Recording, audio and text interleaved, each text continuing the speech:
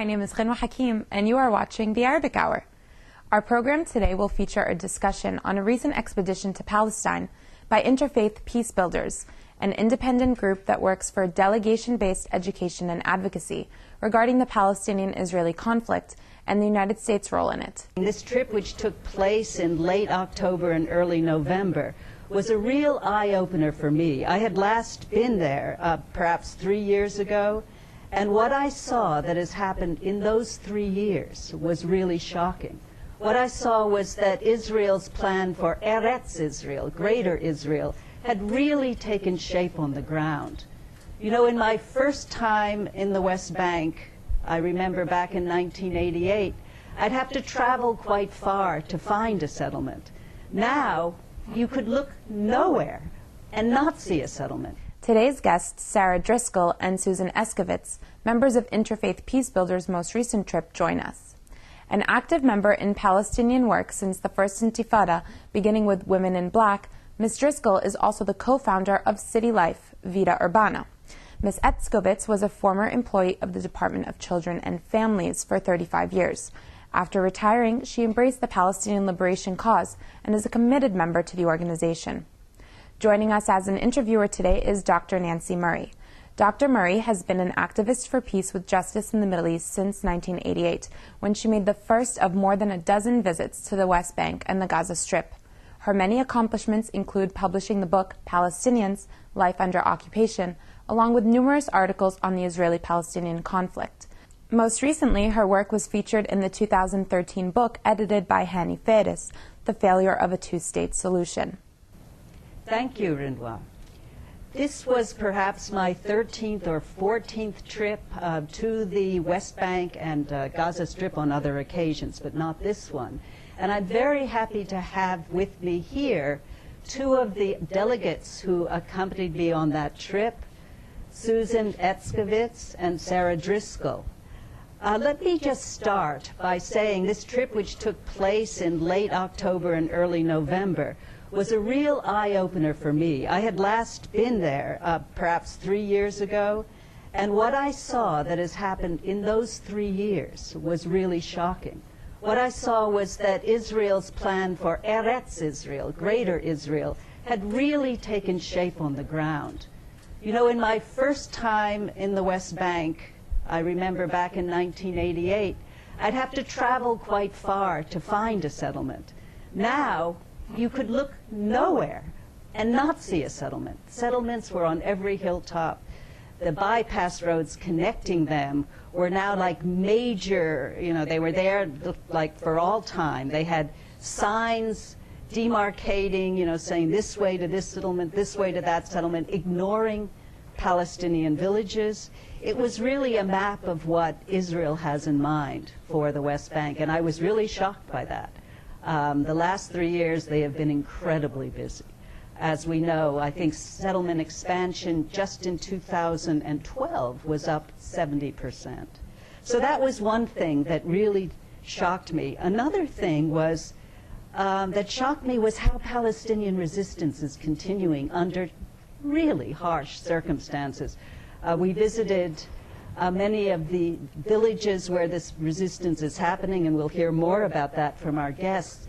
What I thought of, knowing about the civil rights movement and how when civil rights movement protesters marched across the Edmund Pettus Bridge for voting rights and they were beaten back on the bridge and very grievously hurt, people like John Lewis, the current congressman, that was shown all over the United States on television and shocked the conscience of America, and people rushed down to take part in the next march. Well, just imagine if it's like a march across the Pettus Bridge has been taking place in the town of Berlin every month, well, actually every week, every Friday for 9 years. People getting met with ferocious resistance, and in this case, the world not paying very much attention. And it was shocking to me that Palestinians could sustain this, that they had the will, the determination, the courage, and the optimism that through this kind of resistance, one day the occupation would end and justice would come. So that was another real surprising thing to see, the strength of the resistance. The other thing that shocked me and caused me to feel very sad was the state of Israeli society, the fact that so few Israelis seemed to be at all interested in what was happening in their occupied territories, which they have been occupying for now almost, 46 years. Really indifferent to the occupation, indifferent to the suffering, and, basically living their lives in a prosperous economy thanks to our tax dollars and so on. So those were my three major impressions, and I'd like to turn now to our guests. It's an interesting to these two guests because one has been very active, this is Sara, on the Palestinian issue for many years, but this was her first visit. And Susan has not been active and had not thought much about it, and this was also her first visit. So I'd like to start there, perhaps by asking each of you. Let's start with you, Sara. You knew the issue on a sort of intellectual, at an intellectual level. How did what you saw match up with what you thought you'd see?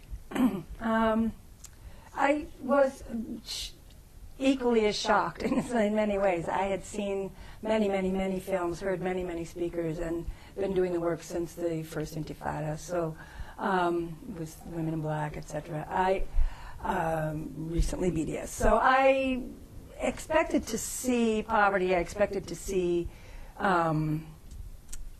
settlements and walls, but I didn't expect the extent to which I saw the walls and the settlements. And I think what you just said about every hill and their fortresses, they're not even pleasant places to look at or that you would want to live, it seems. So I was shocked by that and deeply moved by the joy and the resistance and the nature of Palestinians welcoming us both into their communities and into their homes personally, which we'll get into, I guess, later perhaps. But we did have an opportunity to spend a couple evenings, a couple overnights. So one was in Bilin, actually, where that you just mentioned. So I was deeply moved and inspired, I think, are the two things by what I was, and also my anger. I just became so angry and frustrated, but it gave me more impetus to come back and continue continue the activity and to talk to every American I saw, not just during sessions or something, but yes. Right. And you, Susan, would you tell us something about your background and how you ended up going on this trip and what it meant to you? My youth was spent in Long Island. I'm a Jewish person. I grew up in a conservative temple, not overly attentive to religious issues, but involved somewhat. And I also grew up believing in Israel, believing that it was the right of the Jewish people to have a homeland after the Holocaust, believing that Jewish people brought to this land beauty where there had been none, and my family contributed to planting trees in Israel. I basically bought the scenario that is pretty much afloat to this day with people like myself growing up the way I did. And I didn't realize until my cousin Jane became a Palestinian activist that there was really another side to the story. And then I met a young man whom she brought back from Palestine to live with her, Taha, who was an aspiring filmmaker and made a film about his mother selling time, going from village to village selling time. And I got to know him and talk more to her, and my feelings began to change. I was not convinced that I was going to be active in this cause, or that I even really 100% believed in the cause. But I knew I wanted to go and see for myself. And this trip with Interfaith Peace-Builders changed my entire life, I believe. I saw things that I did not expect to see. I felt sadness that I didn't expect to feel, and such a sense of betrayal by my people, of everything that I was taught to believe about who we are as a people.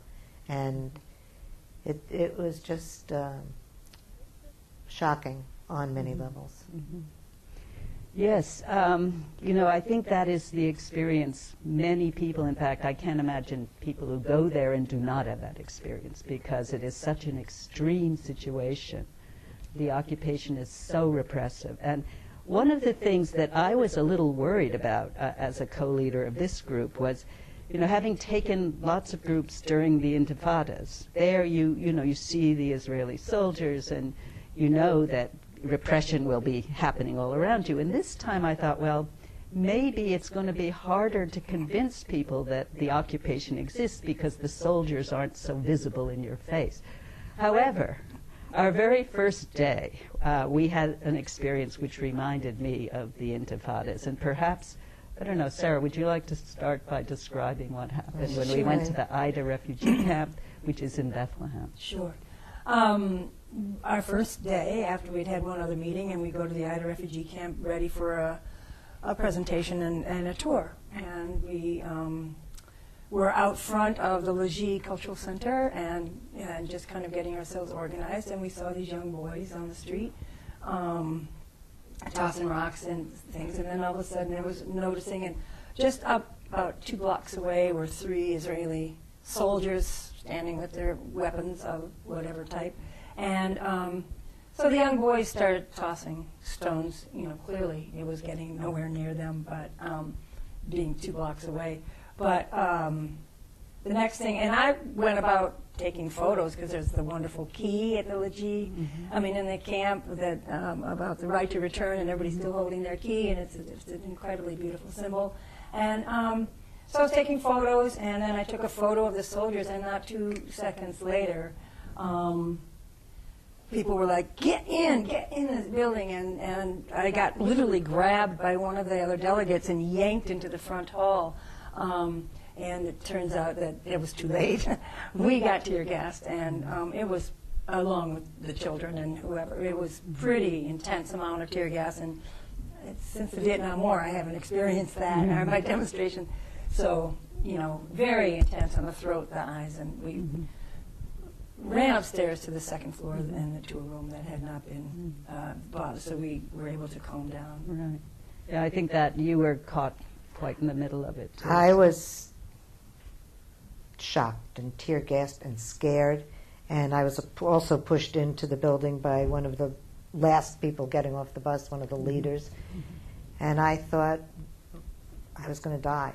And now, I hadn't experienced it before, although I'm surprised I hadn't, and but I did experience it then. It was horrible, and my heart felt like it was going to beat out of my chest, and it was going to be the end. And this is the daily diet for people in refugee camps.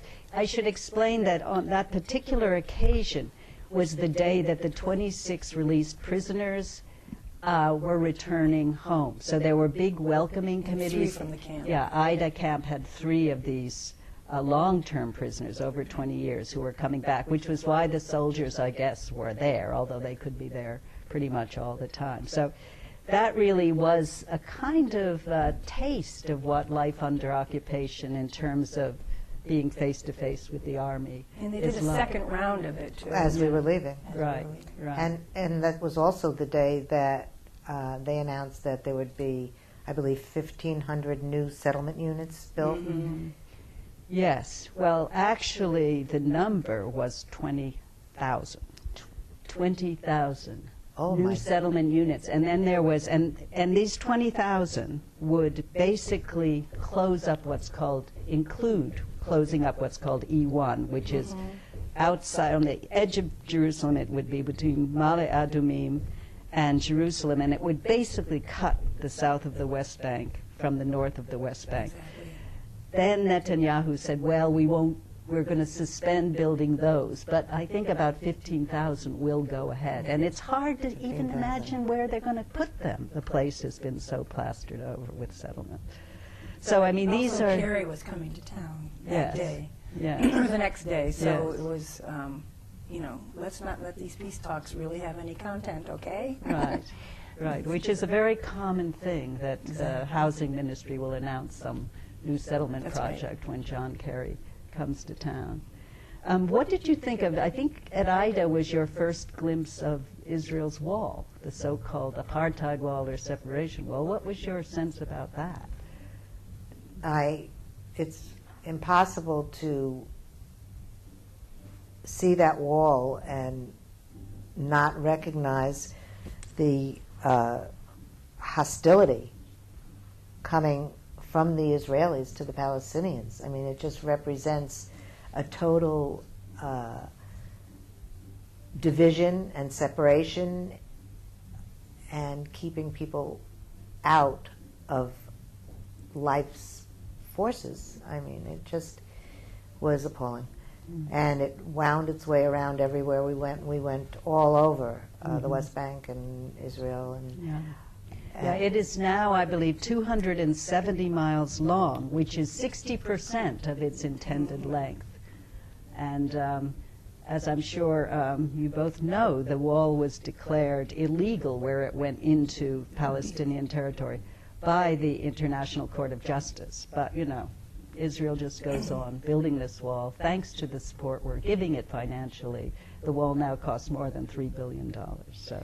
But the beauty of that was the people in Bil'in, because of these demonstrations and because of finally getting international support, the people of Bil'in, the village, actually were able to go to court and have it pushed back 100 meters. And they won that court decision, and that wall got pushed back, and it was a pretty wonderful... Yeah, and what did they tell us was on the other side of the wall? Remember, they told us the olive trees had all been destroyed. Yes, Right, absolutely. And then it took deaths of several people during the protests, tear gassed to death with canister, one of them, and collapsing for the young woman who was running away and had been tear gassed repeatedly in the same session. And at a great cost, over a long time, they got this barely, a great concession in terms of what else is happening, but not much of a concession when you think about it. And they're still doing these weekly protests. That's right. Because now they built a playground where the wall used to be, and now there's a demolition order on that playground, and so they're, still and there's having to... huge coils of razor wire, still blocking the land that they should have access to up to the wall, so that, in fact, you're not supposed to be able to get there. And, in fact, I ended up showing up down in front of the wall. Yeah, he managed to He get through. made his way through. Yes. It was, and just on the other side of the wall also are all the settlements. I mean, Bil'in is surrounded by settlements. Yes. And the lighting is very interesting, because I think that was one of the very striking things for me. The settlement lighting is all that gold lighting, yellowish gold lighting, and the village lighting is first of all, very much less lighting. If I mean, they those have settlements just lighting. glow and gleam, and then they take away all access to the sky. And the villages are all just small amounts of lights, either maybe on one or two on the street, and some small lights in the houses. And they're all traditional bulbs. So it's very interesting to see that contrast. At night. I mean, At then night you're it's- really aware of the it's settlements, really because the aware. orange lights are... The orange lights, and they just everywhere. surround so many places where we were at night. They would be up on the hills, but we were up on hills too, so equal. Right. Well, the story that we were told by Amal Nasser in the Tent of Nations, which is land near Bethlehem that was surrounded by 5 settlements, and the 5 settlements want the land of this family, the Nasser family. And she told us an amazing story. They have been in court for over 12 years. They have the deeds to their land going way back to the Ottoman period. Right. after 6 years of a court case, they were told they had to go to Istanbul and get the original documents. You know, they've had every hurdle placed in front of them, but they continue to fight for this land. They've had their houses demolished. They now are living partly in caves. They had a Palestinian lawyer, excuse me. Yeah. They had a Palestinian lawyer for, I believe, 8 years working on the situation with them, and then they were told that won't do. They have to get, I believe it was an Israeli lawyer to handle the case. But they exemplify this word samud, this sense of steadfastness, I believe. And would one of you like to talk about how Amal has made a friend in a settlement? I would like to. She said Amal, who is the granddaughter of the original family and the sister of our guide, she told us that at a bus stop she met a woman who was obviously not Palestinian, who was Jewish, and lived in a settlement. And they got to talking, which is a pretty rare occasion, I guess. And the woman, I believe she said, was a Russian immigrant living in a settlement, brought here with full privileges and housing. And they talked to each other and exchanged, I think towards the end of their talk, exchanged phone numbers. And lo and behold, the woman from the settlement called Amal and asked if she could come to visit the settlement. No, to visit the settlement, right? I mean, to visit the Tent of Nations. I'm sorry. Yeah. What amazed me about their interchange at the bus stop was Amal said that this woman said, "You can't live there. No people live there." And she said, "I do. That down in that little valley is where my family is always living." And the woman said, "No, we were told no people live here." Right. Yeah. And so that's how she came to invite her to come, and the woman from the settlement followed up and did go to the Tent of Nations and was very impressed. It's just a wonderful group of Christians who have stayed on the land, who are educating children, people from all over, all faiths and religions. They live in caves, and they have the same water situation as most Palestinians have, which is very little water. They can't catch the rainwater, and they're only allowed a certain amount of water from the Israeli government. And the Russian woman from the settlement said, "What's going on with the water? I have all the water I need. We have a swimming pool, you know, running water all the time." She was incredulous that this could be happening practically next door to her. So that visit was successful in terms of these two people understanding more about each other. And then the husband came back with the woman, and again they forged a relationship and bridged some gaps. And eventually this couple from the settlement had their wedding anniversary party at the Tent of Nations, which is a lovely example of... Well, I think for me this story really resonated because this woman from Russia had no idea where she was. She didn't know this was Palestinian land. They were on, and she was clearly a pawn in the game of, colonizing the land.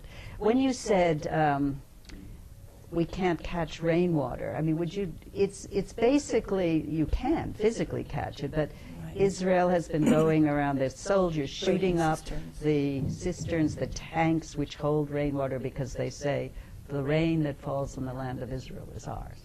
So would you like to add anything about the water situation? Well, just, you can always tell a Palestinian home from an Israeli house because the Palestinians all have to have black water tanks on top of their roofs, and people are allowed maybe 2 to 3 hours a week to have running water, and they store as much as they can, because then they go for weeks without having it. And in fact, they have to pay for a full 7 days of as if they had running water coming out the tap.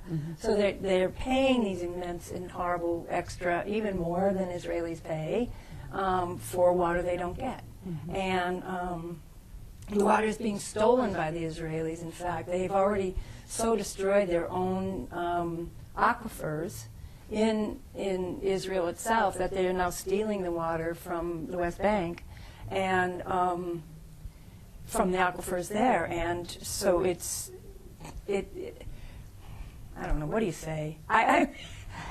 So as Palestinians make do with what they can, and will go for days without any water. If their water tank empties, then there they are until the next time. And sometimes they can truck in some water from elsewhere, but it's an incredibly difficult And they have to situation. pay a lot for that water. Yeah, they pay a tremendous amount of money for their water. Yeah, well, that is, I think, a problem in the rural areas because it affects, their inability to irrigate crops. It's a problem in the cities and even in East Jerusalem where we were. Incredible. You could see the Palestinian homes had those tanks on Everybody. top. Whereas they plop a nice, very nice-looking house in the middle, which is going to be a Jewish settlement, and immediately they run the Which we Even saw if water it's just pipes. one family, Right, one, we saw that in one Jerusalem. Jewish family, they get piped in water. Well, Yeah. everybody around them is And you see an apartment building with rationed. like 8 water tanks on it. I mean, imagine how much weight that has to be, too. So it's extremely dangerous, all that heavy water sitting on top of your roof, Right. if it's full. So we had that tour of the house demolitions and settlement expansion in East Jerusalem. We had a tour by the Israeli Committee Against Home Demolitions, which has been around for a number of years, highlighting the whole issue of Palestinians not being able to build without permits and having a demolition order. And then what we heard about how the demolitions were carried out, I think, was pretty shocking. Yeah. Do you remember they basically, after getting the demolition order, at any time within the next month, they will come and give you 5 or 10 minutes notice At to any empty your time of house. the day or night, and it's mostly often very dark. I mean, in the middle of the night, 2, 3 in the morning, doesn't matter what Get the out. weather is. Yeah. Goodbye, get out. Yeah. You are watching an interview by Dr. Nancy Murray with Sara Driscoll and Susan Etscovitz regarding their recent trip to Palestine with Interfaith Peace-Builders.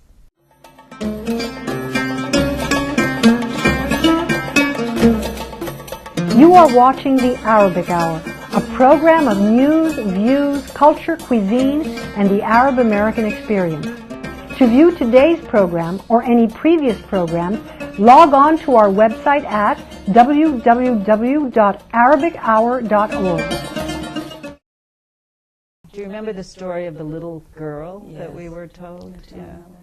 Yeah. Oh, the little girl with the Doll. a dollhouse, which she kept carrying to school with her and bringing home. I mean, it's a little bulky to be hauling your house, a dollhouse around. And finally, one of the teachers said, "Why are you bringing this to school every day? I mean, it's one thing to do a show and tell one time, but every day." And she said, "Because we're under demolition order, and I don't want it to be destroyed, and I don't know when they're coming." So it was just The little girl I remember was the little girl whose home had been demolished, and it had been a 3-story, I believe, 3-story building, for each son, and went way up. And by the time we saw it, there was a cave, just a cave, where a father and family of 7 children lived, and he allowed us to come into the cave, and it's just unfathomable how an entire family could function, go to school, live in that space. And the little girl was so sweet. She was around 6, I think, but she just had a blank look on her face. It was like you could almost not see any happiness coming from her. And what did she have? Right. It was just incredible. But the father showed a great deal of resilience. I mean, he wasn't giving up. He was going to fight as best he could to the end. Yeah. That was in Silwan, which is on the slopes of the old city, and where Israel says the city of David was. So they're now clearing large areas to make a City of David theme park. And they refer to it as cleansing. We're cleansing the area, which is what the house demolitions are. I mean, it is such a horribly racist concept in the way they're talking about it again. It's just shocking. I think that's when I hear that stuff over and over, you know, it just becomes something hard to take, because the contrast to me, as you were speaking, I was thinking of the family we stayed with up in Jenin, and we were there for the olive harvest, and we were all broken up. There were 23 of us in the delegation. We were broken up into different small groups to go stay with independent families, different families, and the family we stayed with had 10 children, and the contrast of children, you know, little twins and whatnot, running around and being so much more joyful, having their house, living in this village. Not that they aren't threatened with whatever, but it's feels less intense than being right in the heart of East Jerusalem, where every day, not that, you know, just that day someone in Jenin, not far from where we were, a young man had been shot, you know, just at the whim of an Israeli soldier. But it was, I don't know, so there was the contrast of the joy of the olive harvest and this cooperative farm, olive farmers, really celebrating and dance and music and song and all the farmers together. It's something you might see in the Midwest, you know, celebrating. Right. So it was that part was really lovely. And the hospitality, the hospitality. Yeah, it was incredible. Yeah. Now, we've been talking about Palestinians under occupation in the West Bank. We also spent time in Israel, within the old Green Line of Israel proper, and we went all the way from Nazareth in the north down to the Negev desert. And in the Negev, we went to one of the 35 unrecognized villages, as they're called, where Bedouin have been living. Bedouin have had their own olive trees, they've had planted citrus trees, they've also had their flocks, sheep, and so on. They are people who were there long before the State of Israel was founded, and they basically have been threatened by the same kind of demolition and displacement that we saw, even though they're citizens of Israel. So maybe one of you would like to describe our visit to Al-Araqib. Oh, yeah. Yeah. Well, that was quite remarkable. We were taken there by a woman, an Israeli woman who's been doing solidarity work with the Bedouin. And we got brought there, and the bus parked, and we got off, and there was all sorts of gorgeous carpets laid out under a tree. And this young man, Bedouin man, started to speak to us, and then in came, I don't know what his, if any, relation. Sheikh Abu Aziz. Sheikh Abu Aziz. I didn't know if he was related to the young man, is what it was. And they sat down in chairs, and of course they gave us coffee and more coffee, and how about some tea? I mean, it's so wonderful that, you know, they just are so generous with what little they do have. And were telling us the story about how they had been, their houses had been demolished 40 times in the last 3 years. And the only reason that they were able to even still be there is because they were living in a cemetery. And in these incredible makeshift buildings, small little, you know, slap it together with whatever piece of wood and tin roofing you can find, and tent material, very little of it. A lot of destroyed tents up on the open flat land where they had really had some, you know, dwellings, places where that had been destroyed. And so the young man took us on a walk, and two major things stood out. One was surrounding this entire area were it was forested with eucalyptus trees, which had been recently planted by the Israelis, and they really are trying through the Power Plan, which is a plan that's been devised by them, to clear the Bedouin out and put them in these towns that have absolutely no infrastructure. And it's not how Bedouins live. So, and that was a lot what the Sheikh was telling us. But the young man walked us along, and we saw the remnants of all their houses. I actually took a shard of tile just to remind myself.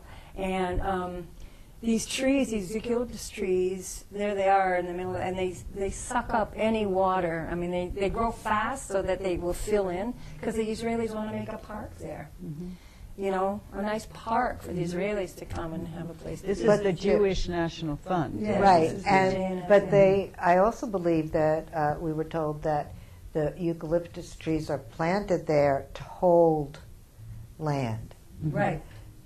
That will eventually be a settlement. But they put the eucalyptus trees there, so it's territory that will eventually be a settlement. And so not only is it destroying the land, it is an omen. I mean, it's like, we're here and you're not going to be. And eventually a settlement will be where those trees stand. And we should say that inside Israel, they actually still use the term settlement for Jewish settlements. It's a little different from the settlements outside in the occupied territories, which have been declared illegal under international law. But you're right, they're going to displace these Israeli citizens to make way for Jewish. It's all part of the Judaization of the entire land of Israel. That was the shocking thing to me. I mean, not shocking that I never knew, but that these were Israeli citizens, and the same as in Nazareth, that Israeli citizens were getting just pushed off their land in the same way as in Nazareth, they built Nazareth Elite, you know, a whole separate Jewish town right next to Nazareth, and up on the hill again, always having to look down and lording over essentially. But so I found that just remarkable. Yeah, that's where the racism really does come in. What we heard from people like Jonathan Cook and his wife Sally Azam in Nazareth about how the town of Nazareth has been squeezed and, you know, people displaced. And it's a very similar dynamic, and it's basically this racist motivation. Even though they have citizenship, they don't have Jewish nationality. Nationalism. So they don't get all the rights. There are, according to the Adala, which is a legal organization in Israel proper for so-called Palestinian Israelis or Arab Israelis, whatever term you want to use. There are 50 different laws passed by the Knesset which privilege Jews over Palestinians, even though both have citizenship. So, I mean, there's clearly that kind of apartheid, segregation, total within Israel, which, you know, is not getting better, it's only getting worse, so, with the kinds of laws the Knesset is passing. We did meet some Israelis who are trying to fight. Would you like to talk about some as you were saying that? Yeah. I mean, it was really also heartening, as small a group as they are. It was heartening to meet Israelis who are opposed to the occupation and who are opposed to the colonization. I mean, the laws are so draconian, so Orwellian, so really evil, that to have the Israelis be able to stand up against to their own government and be, you know, so the democracy works for them. They have free speech, not that they probably don't get isolated. As we know, people have the Israeli group boycott. Well, boycott from within, and that's mainly based on campuses, but also New Profile. Thank you. Yeah, where one of the women, not Dorothy Naor, but the woman we met at the dinner. Sorry, I've forgotten her name.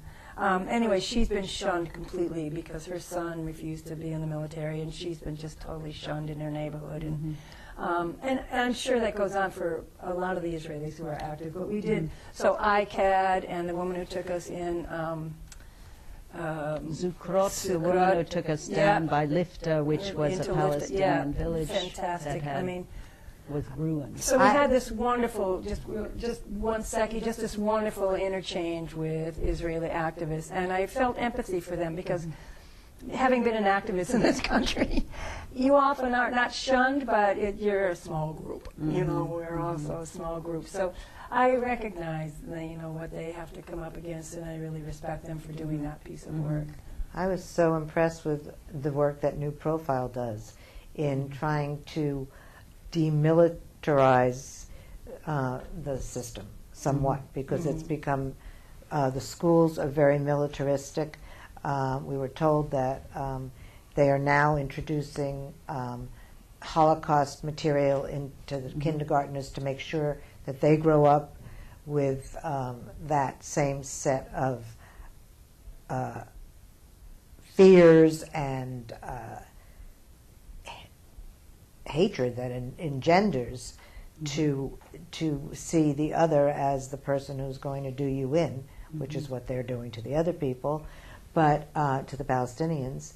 Also, they are working with young people who are of age to go into the Israeli army who do not want to do it, and helping them figure out how they can resist, and helping people understand that there are alternatives and that they can not serve if it's against their conscience, which it sounds like it's becoming somewhat more frequent to have people resisting the army and not wanting to participate. And I thought that was amazing.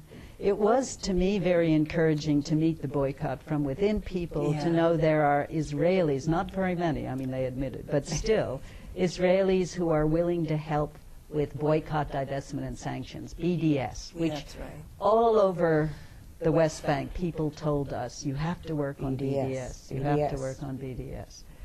That was really encouraging to me because we've been doing BDS from early on, since the call or just after the call came out from the Palestinian civil organizations. And I felt like, it's, and they've not heard of Jewish Voice for Peace, and so they know that other people have been doing boycott, divestment, and sanctions, and that was like, oh, good.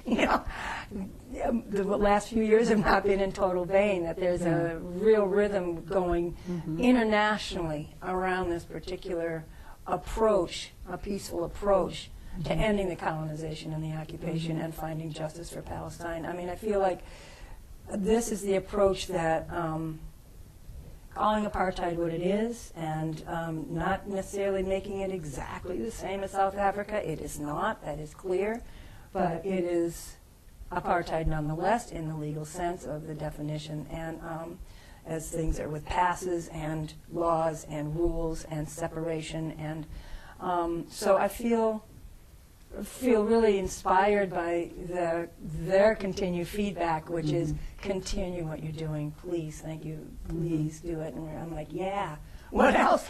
That works for me. Right. So I saw both of you in a BDS flash mob video on YouTube since you've returned. We participated in the National Day of boycotting Target through Jewish Voice for Peace. And SodaStream. SodaStream. Boycotting Target because they sell SodaStream. Asking Target to de-shell. We're not boycotting the whole store. Okay, I'm sorry. Well, it's important to say that. No, we weren't boycotting Target. We were asking Target. But maybe you should have got people to boycott, given the what happened? The credit card. Yeah, right. Anyway. I thought about that. Yeah. So it was exciting. We did a flash mob.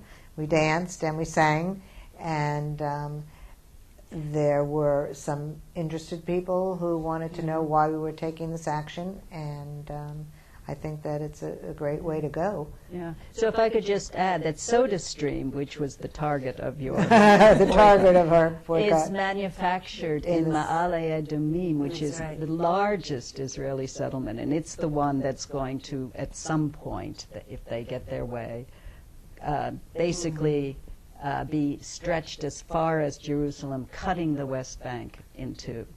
And SodaStream is very much a product of that settler mentality. And Palestinian workers are the people making the product. Yeah, well, And For low wages. And they should be working on their land where they belong and doing the work that they love, and not working in a sweatshop. Yeah. Or controlling their own factories if they want that. Yeah. Well, I'd like to just close by saying something about the group we went with and urging people who are watching this perhaps to get in touch with them. It's called Interfaith Peace-Builders.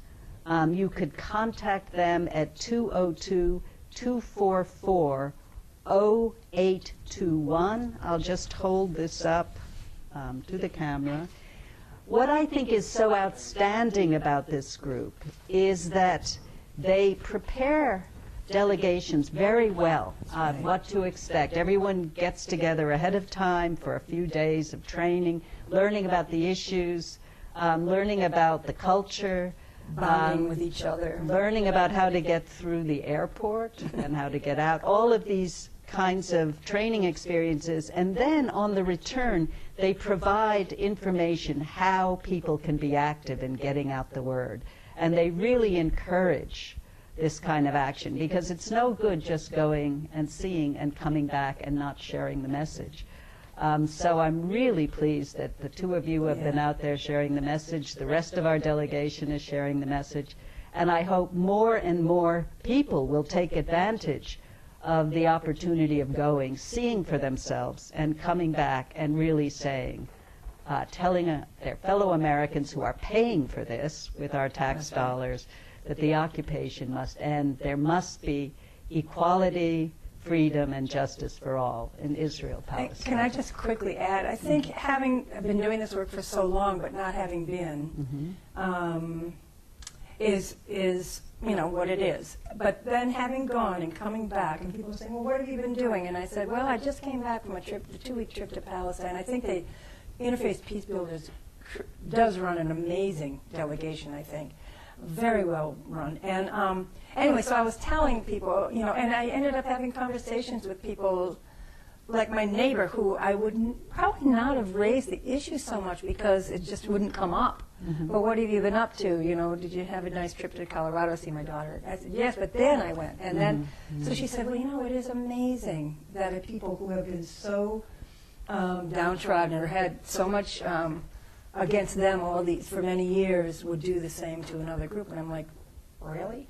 I mean, who knew she thought that or knew about it? And so we ended up having this really full-blown discussion. And I mean, it's happened to me many times over, even just in these 6 weeks. So I think I encourage people so much to go and get the understanding from the ground of what really is the situation, and to be able to then say, well, I just went, and people go, oh, really? Well gosh, and so people get. And the food's so good. Yeah, that's true. Food's divine. Would you agree with what you heard, Susan? Oh, absolutely. Yeah. I've broached the subject with a number of people and had great conversations, and hope to have some more chances to speak to people about my experience, and more activities like the flash mob, because that was not only productive, I hope, but it was fun.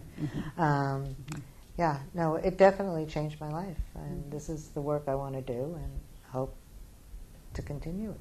Well, terrific. And I thank you both for being on Arabic Hour. Thank you. Thank you so much for joining us. Some stations will be leaving us, and we look forward to seeing you next week.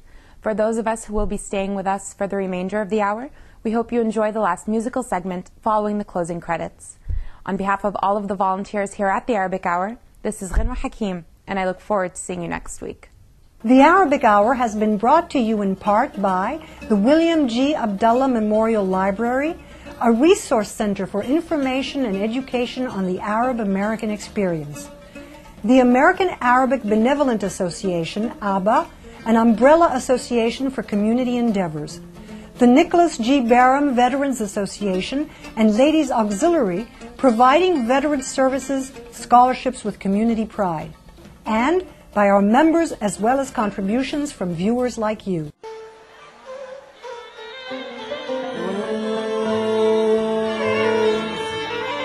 الساعة 7:07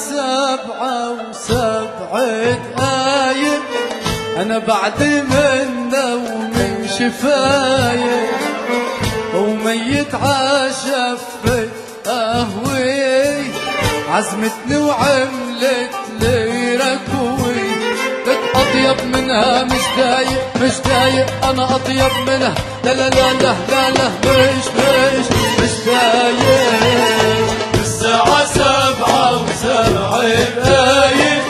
أنا بعد من نومي شفاية وميت عشفت قهوي عزمتني وعملت لي ركوي لك أطيب منها مش دايق أنا أطيب منها لا لا لا لا لا لا مش دايق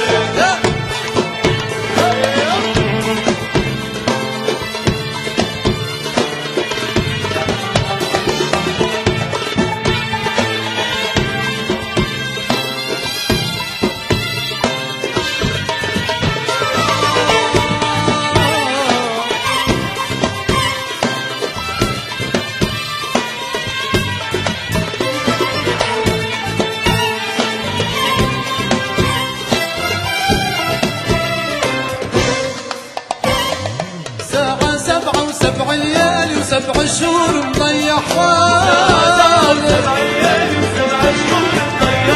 وعم بسأل عن حالي بقلبي بعيوني يلي بتحبك ليلي ما أطول دربك والأصعب كل مفارق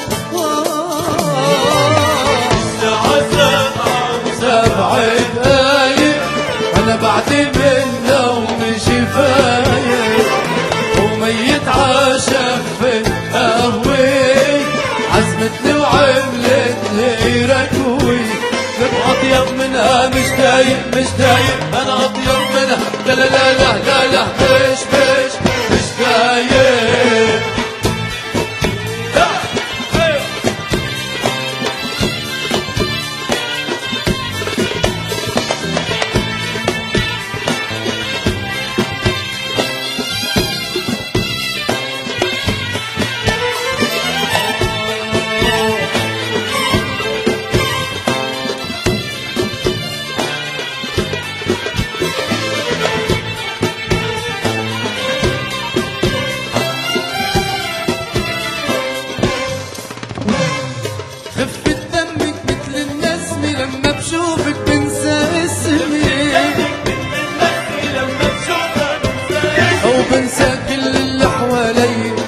صوتك ينده لي والبوس بتشن علي وثلج العخدودك حارق الساعة 7:07 أنا بعد من نومي شفاية وميت عشفت قهوي عزمتني وعملت لي ركوي هو أطيب منها مش دايق أنا أطيب منها لا لا لا لا لا لا مش دايق لا لا لا لا لا لا مش دايق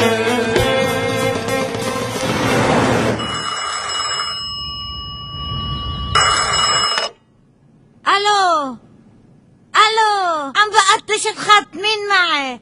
فارس تقبرني عم بقطش الخط يا حبيبي. نعم جاي بكره لك يا حبيبي انت تقبر امك ان شاء الله.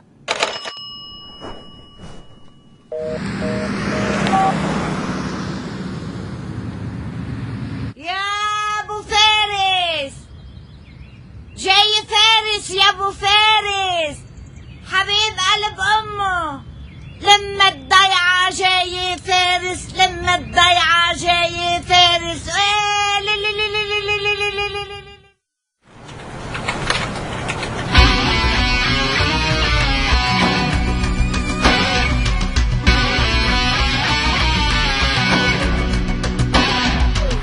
الله يلعن ضي الغربة شو سويت بحالي مرة ومرمرت لي قلبي وسرقت مني الغالي إلا منسافر 2 ومنرجع عالضيعة ضاع العمر وبعده حسين ما خلص هالبايعة ويلي ويلي ويلي الله يعين العند وعيله عايش عالشمعة مهموم عم يتحمم بالكيلة.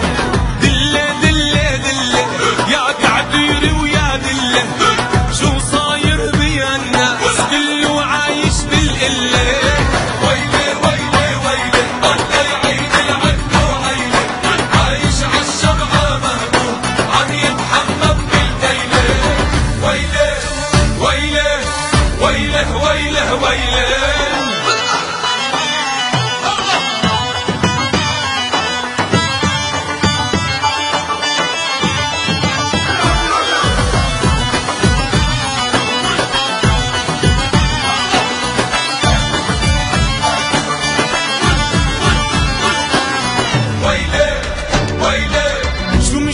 لأمي وبي وأختك وتيابك، تسمعش كلمة حنية تنسيني عذابك. سافر شف وبرجع شايف ارتاح شوية، برجع ما بلاقي الحبايب شو صعب يا خايب. هي هي هي هالدنيا هي هي، بيجي ناس بتمشي ناس وبتضلها هي هي. يمي يمي يمي مش قادر انسى همي، مثل خيال بعمري صار وصاير عم يمشي بدمي. هي هي هي هوا الدنيا هي هي، بيجي ناس بتمشي ناس بتضلها هي هي هي هي هي هي. اوف اوف اوف يا فارس آل الأول، أهلا فيك بضيعتنا. لا يهمك نخسرت المال بيكفي ربحت محبتنا، ولا يهمك نخسرت المال بيكفي ربحت محبتنا، لا يهمك نخسرت المال بيكفي ربحت محبتنا.